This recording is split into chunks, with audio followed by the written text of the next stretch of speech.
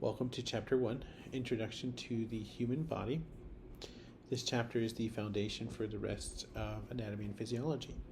So whether you're studying anatomy and physiology for the first time or reviewing key concepts for future careers in health, this chapter introduces the basic terms, structures, and principles you'll need to understand the body.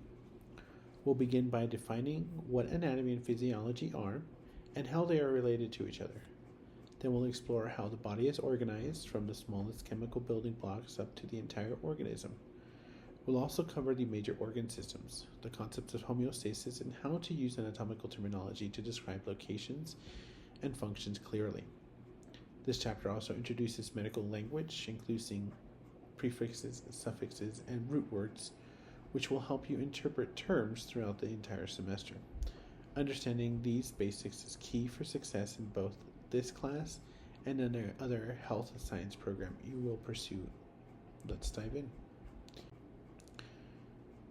To begin understanding the human body, we must define two foundational sciences, anatomy and physiology. Anatomy is the study of structure. It tells us what the body is made of, where everything is located, and how the parts relate to one another. Anatomy can be gross, meaning it's visible to the naked eye, or microscopic, such as cellular and tissue level anatomy. There's also developmental anatomy, which studies structural changes over time, like those seen in embryology. Physiology, on the other hand, focuses on how these parts function. It explains the how and the why of bodily processes, how your heart pumps blood, how your kidneys filter waste, or how your neurons transmit signals. We can divide physiology into cell physiology, systemic physiology, or even pathophysiology, which focuses on disease states. The relationship between structure and function is fundamental. Form follows function. For example, the thin, flat shape of the alveoli in the lungs maximize gas exchange. Heart valves are shaped to open and close efficiently with each heartbeat. You can't fully understand one field without the other. That's why we study them together. A solid grasp of both is critical for careers in healthcare and biomedical sciences. The entire human body is a complex structure, but it is highly organized in a clear hierarchy from the simplest chemical components to the entire organism. We start with the chemical level, which includes atoms like carbon, hydrogen, oxygen, and nitrogen, the building blocks of life. These atoms combine to form molecules such as water, proteins, and carbohydrates, and DNA. Next is the cellular level. Cells are the smallest unit of life, and each type has specialized function. For instance, muscle cells contract to allow movement, while nerve cells transmit signals. At the tissue level, groups of similar cells come together to perform specific tasks. The body has four basic tissue types: epithelial, which covers surfaces; connective tissue, which supports and connects; muscle tissue, which enables movement; and nervous tissue, which communicates signals. The organ level includes structures made up of at least two types of tissues, usually more, that work together to perform complex functions. For example, the stomach contains muscles, epithelial, and nervous tissue. Organ systems are groups of organs with a shared purpose. The digestive system, for example, includes the mouth, esophagus, stomach, intestines, and more. Finally, all systems work together to form the organism level, a complete human being capable of surviving and adapting. Let's begin by looking at the three systems responsible for support, movement, and protection. The integumentary system is the outer covering, mainly the skin, but also includes hair, nails, and glands. It protects deeper tissues, helps regulate body temperature, and produces vitamin D, which exposed to sunlight. It also houses sensory receptors and forms a barrier against infection. The skeletal system, including bones, joints, and connective tissues like cartilage and ligaments. It provides the structural framework for the body, protects internal organs like the brain and the lungs, and is the essential for movement because muscles pull on bones. It also stores calcium and other minerals and produces blood cells in the bone marrow, a process called hematopoiesis. The muscular system allows for voluntary movement through contractions of skeletal muscle. Muscles also stabilize the joints and maintain posture. An often overlooked function is the thermoregulation, when your cold shivering generates heat through muscle contractions. All three systems, skin, bones, and muscles, work together to provide the body with physical integrity, mobility, and defense. This group of systems is involved in communication, regulation, and internal coordination. The nervous system is the body's control center. It includes the brain, spinal cord, nerves, and sensory organs. It monitors internal and external environments, processes sensory input, and triggers quick responses, such as pulling on your hands away from the hot stove. It's fast, precise, and short term in effect. The endocrine system uses chemical messengers called hormones. Unlike the nervous system, it works slowly but has a long lasting effect. Glands like the pituitary, thyroid, and adrenal glands release hormones into the bloodstream. The cardiovascular system transports blood through the body. The heart pumps blood through a closed system of arteries, capillaries, and veins. This system distributes blood and oxygen and nutrients to tissues, carries away waste products like carbon dioxide, and also plays a role in immune response and temperature regulation. All three systems collaborate to maintain homeostasis by coordinating bodily functions and responses. These systems support the body by managing fluid balance, gas exchange, waste removal, and reproduction. The lymphatic system returns leaked fluid from tissues back to the bloodstream, helping maintain blood volume. It also houses immune cells that detect and destroy pathogens. The immune system, though not a discrete structure, overlaps with lymphatics and includes white blood cells and immune organs like the thymus and the spleen. The respiratory system brings oxygen into the lungs and removes carbon dioxide. It includes the nasal passages, trachea, bronchi, and lungs. Gas exchange occurs in the alveoli. It also helps regulate body temperature and blood pH by controlling carbon dioxide levels. The digestive system breaks down food into absorbable units and eliminates undigestible material. Organs include the stomach, small intestines, large intestines, and accessory organs like the liver and pancreas, and which aid in digestion and nutrient processing. The urinary system filters blood and removes nitrogenous waste as urine. It also plays a major role in the electrolyte balance, blood pressure regulation, and pH maintenance. Finally, the reproductive system ensures continuation of the species. It includes sex organs like the reproductive gametes of the egg and the sperm, as well as the structures for fertilization like fetal development. In females, the uterus supports embryonic and fetal growth. Homeostasis was one of the most important concepts in physiology. It refers to the body's ability to maintain stable internal conditions, even when the external environment changes. It doesn't mean everything stays constant, but rather that the body works to help keep variables like temperature, pH, and blood glucose within specific healthy ranges. Think of homeostasis as a dynamic equilibrium, which is a constant shifting balance. For example, your body temperature may fluctuate slightly through the day, but your brain keeps it close to 98.6 degrees Fahrenheit. If you get too hot or too cold, mechanisms like sweating or shivering activate to restore balance. Controlled conditions include blood pressure, respiratory rate, hydration levels, blood sugar, and more.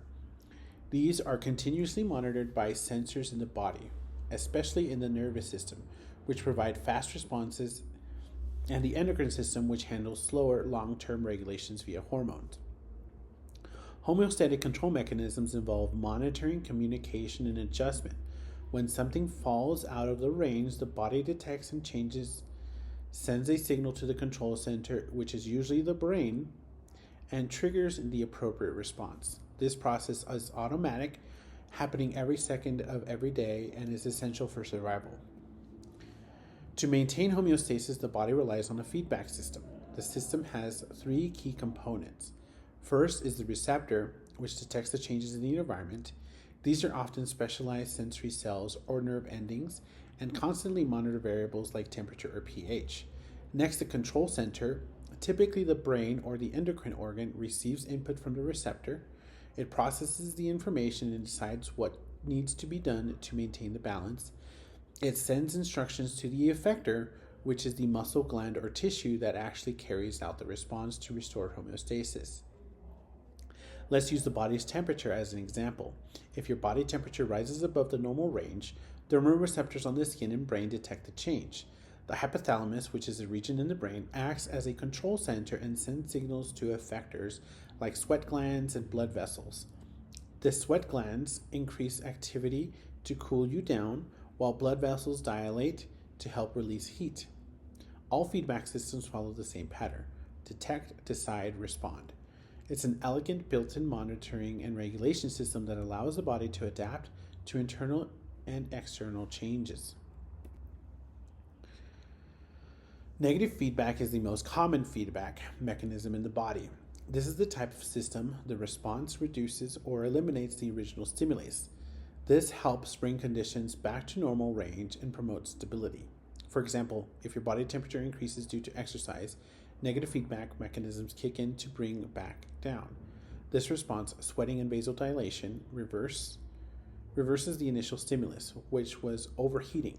Another classic example is blood glucose regulation. After eating, blood glucose levels rise.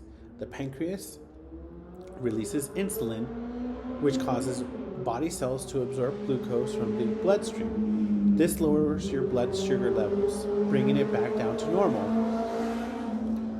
When levels drop too low, the pancreas releases glucagon instead to raise them. In the bloodstream, in blood pressure control, baroreceptors detect high pressure and signal the brain, which then causes the heart rate to slow and blood vessels to relax. Again, the response counters the stimulus.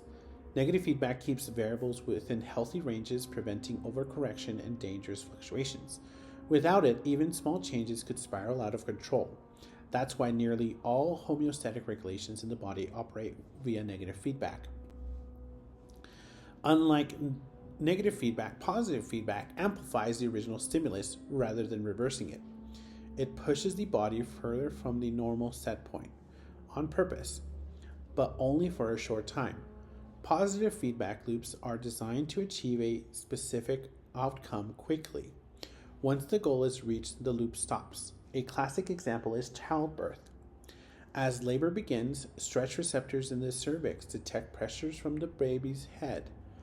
This signals the brain to release oxytocin, a hormone that causes the uterus to contract. These contractions push the baby further down, which cause more pressure, which releases more oxytocin, creating a cycle. This continues until the baby is delivered and pressure is relieved, stopping the loop. Another example is blood clotting. When blood vessel is damaged, platelets stick to the side of the release chemicals that attack even more platelets. This accelerates clot formation. Once the clot seals, the loop stops. Lactation also involves positive feedback. A baby sticking to the breast stimulates nerves endings, which signals the brain to release oxytocin, triggering milk ejection. The cycle continues until feeding stops. Positive feedback is rare in physiology because it can be unstable if unchecked, but when tightly controlled, it is essential for specific biological events that require quick and decisive response. Anatomical terminology isn't meant to confuse, it's here to help us be precise. A term like above the wrist could mean several things, but anterior to the carpal region is exact. These terms are built from ancient Greek and Latin, so their meanings don't change, and they help avoid miscommunication in clinical and academic settings. These are used globally in healthcare to reduce a lot of error, and they are built from roots, prefixes, and suffixes. Like example, when we say the word hyper, we're usually talking about something that is high or above. Tension means pressure, like putting that together. Hypertension means high blood pressure. Just like a map uses north as a reference, we use anatomical position as our constant reference point. No matter how someone is lying or moving, all terms assume that we are standing upright, facing forward with palms forward. This prevents confusion and keeps our descriptions consistent. So when we talk about anatomical position, it's always our feet down on the ground, toes moving forward, thumbs away from the midline, our palms pointing out, and our eyes forward. Always assume that we are talking about an anatomical position. When we say the word supine, that means we are lying face up, and then prone, we are lying face down. These terms let us describe where structures are relative to one another. For example, the heart is medial to the lungs and your wrist is distal to your elbow. Learning these pairs will help you read and write about anatomy accurately and confidently. So when we're talking about the terms like anterior and posterior, anterior is always in the front, posterior is always in the back. Superior is in reference to above something else. Inferior, something below something else. Medial, we're always talking about the midline, the midline being the middle of the body. When we're talking about something that is lateral, we're talking about away from that midline. If something is medial, we're going towards it. If it's something is lateral, we're going away from it. The same with proximal versus distal. Proximal means closer to, and then distal means farther away from the trunk. We're usually talking about limbs at this point. When we're using proximal and distal, we're talking limbs. We're not talking the core of the body, we're talking about the limbs. Superficial means near the surface, and then deep means away from the surface, far from the surface. Then we talk about planes. We have different body planes, including sagittal, frontal, and transverse. Think of these planes as imaginary glass sheets slicing through the body. Imaging looks like MRI and CT scans rely on these planes to capture views of organs. Knowing the plane tells you how to interpret the image, whether you're seeing a vertical slice or a horizontal cross section. When we're referencing something that is sagittal, we're basically dividing the body into left and right halves. When we're talking mid-sagittal, it is equal halves right down the midline. Parasagittal means we're dividing into left and right sides, but it is unequal. The frontal or coronal plane divides the body into front and back, and then the transverse plane divides the top and the bottom of the body. So basically right down the middle. The body is organized into different cavities that house major organs. These cavities help protect organs and allow them space to move. For example, your lungs expand into the thoracic cavity, and your intestines shift around the abdominal pelvic cavity during digestion. The dorsal cavity has two main parts: the cranial cavity, which includes the brain, and then the spinal cavity, which includes the spinal cord. The ventral cavity includes two major regions: the thoracic cavity, which is the lungs and the heart, and it also is subdivided into different regions: the pleural region, the pericardial region, and the mediastinum. The abdominal pelvic cavity is divided into the digestive and reproductive organs. Serous membranes act like protective bubbles that wrap for organs. They have a very slippery fluid between the layers to reduce friction, so your lungs can inflate, your heart can beat, and your intestines can move smoothly without irritating the surrounding tissues. So in a double layered membrane, we have the parietal, which lines the cavity wall, and then the visceral, which covers the organ itself. That fluid is called serous fluid, and that helps reduce the friction. The major serous membranes in our body are our pleural membrane, which surrounds the lungs, the pericardial membrane, which surrounds the heart, and the peritoneum, which surrounds the abdominal organs. When diagnosing abdominal pain or locating a mass, we use quadrants or regions to describe what it is. Quadrants are faster used in emergencies. Regions are more specific, used in anatomy and physiology. For example, the appendix is in the right lower quadrant or right iliac region. When we talk about quadrants, we have four main quadrants. We use the right upper quadrant, RUQ, the left upper quadrant, LUQ, right lower quadrants, and left lower quadrants, which are centered at the umbilicus. Then when we talk about the different regions, we have 9 different regions. These are used for more anatomical precision. We have the right and left. We have the 3 main regions: the hypochondriac, which is up top, the lumbar region, which is in the middle, and then the iliac region, which is lower. And in the center, we have the epigastric, the umbilical, and hypogastric regions. Medical terminology may seem intimidating at first, but it's really just a specialized language built for clarity and precision. It allows the healthcare professional across all disciplines, doctors, nurses, lab techs, therapists, to speak to the same language when describing the human body, diseases, treatments, and procedures. This ensures accurate communication and reduces the chance of errors in patient care. Most medical terms are derived from Greek or Latin, which are no longer changing languages. That makes them more reliable for standardization. For instance, the Latin word cor means heart and gives us the term cardiology, the study of the heart, or pericardium, the sac around the heart. Learning the pattern in medical terms allows you to translate unfamiliar words just by breaking them down. For example, osteomyelitis can be broken down into osteo meaning bone, myel meaning marrow, and itis meaning inflammation, meaning the inflammation of the bone and bone marrow. This system is just for memorization. It's a tool for decoding the complex language of medicine. Mastering this skill builds more confidence and makes it easier to understand anatomy, physiology, and clinical applications, as well as medical terms are built like puzzles using standardized parts. The root word gives the essential meaning, usually a body part or system. For example, cardi means heart, gast means stomach, and neuro means nerve. The prefix comes before the root and often gives context such as time, number, location, or degree. For instance, hypo means below or less than, and brady means slow. So bradycardia means slow heart rate. The suffix comes at the end and usually describes a condition, disease, process, or procedure.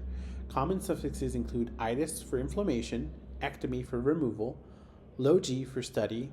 So gastritis means inflammation of the stomach, and neurectomy means surgical removal of the nerve.